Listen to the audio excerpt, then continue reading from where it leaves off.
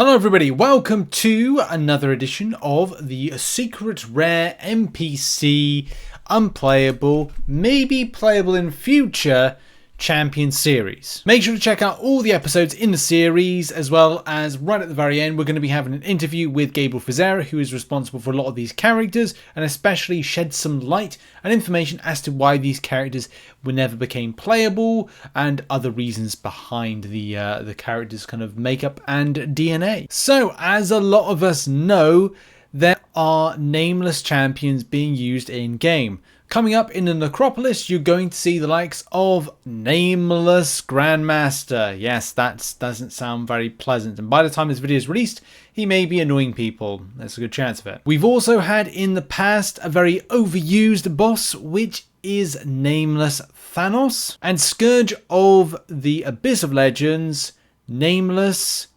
Collector. Also, something that will come up is this whole kind of like deathless type element to this, which is another factor to this, another spin in the tale or a twist in the tale. So back in April of 2018, we saw an event called Infinity Chaos, which had these kind of weird looking characters. They were so weird because they weren't black and white and came from a pocket reality, which was, well, just deathless, soulless even. And these particular characters were referred to as nameless base characters.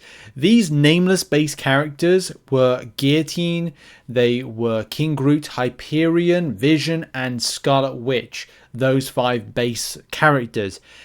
And look, from that particular point, it was a very tough quest that you had to battle out in the end. But it was kind of weird seeing these particular characters in general. Like, what was their purpose in game? If they had any kind of purpose. Within the story, they fit in that Thanos used these particular, well, children of Thanos to go and capture within the reality that they were from Infinity Stones, therefore not having to worry about what was happening in the real kind of universe as is the normal reality, if there is a normal reality in Marvel. A very interesting story and a very interesting twist, and these characters of course were part of this particular game mode you had to battle out. And they were pretty tough, as I said. Retained the combined classification. And of course, seeing the likes of one of my personal favourites is King Groot. And for those that don't know why King Groot is good, people do end up, ranking up their King Groot, 200 signaturing, and then saying to me, Rich, I understand why King Groot is as good as he is. Now, up until September of 2023, I did think that these characters would not see any kind of like re-envisionment or reigniting of a fire of interest. But then we got the tease of the deathless version of Guillotine, and we also saw Nameless Grandmaster. So it means that Kabam may not be done with these particular characters yet. Especially as Hyperion's version has an incredible amount of really cool tattoos. And it really would be amazing to see these characters come back to light. Even the Scarlet Witch looks pretty menacing in that a lot of these deathless versions look like they could, just kick the ass of anything. Even the Vision, which kind of is a bit weird, especially as that there is a white version of Vision or a different state, which we sort of saw in WandaVision, the TV series.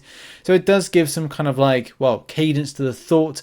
But at the same time, would it be kind of weird to see the white version in like Armored Wars and then kind of see this in game as being the Deathless version? I don't know. I kind of like this kind of nostalgia hit on the Nameless becoming the Deathless. So let's face it, there's some really cool designs out there. Whether or not it's going to be like the Nameless version of the Abyss Wrecker, which is Nameless Collector.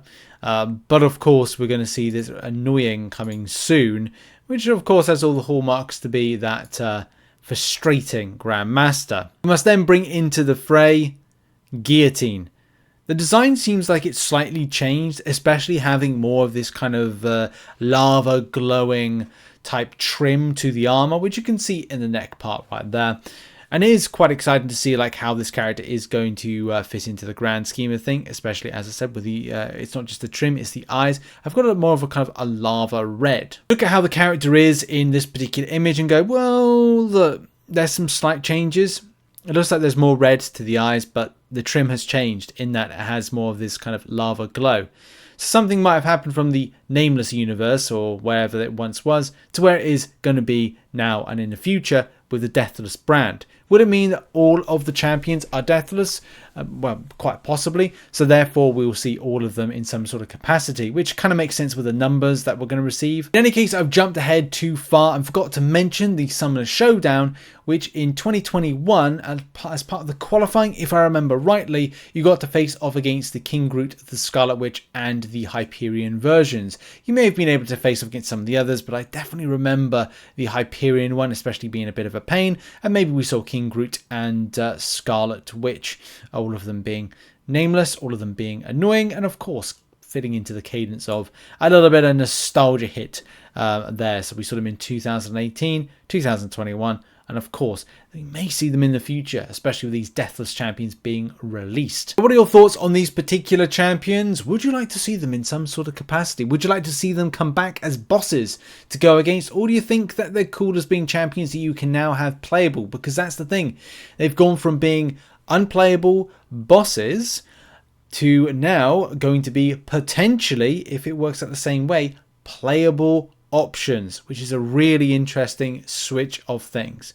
And Maestro is going to be one of those unplayable switch to playable, but that's another story for if you can actually get through the Necropolis. So good luck to you if that's the case. So interesting. Thanks for watching another episode in the series.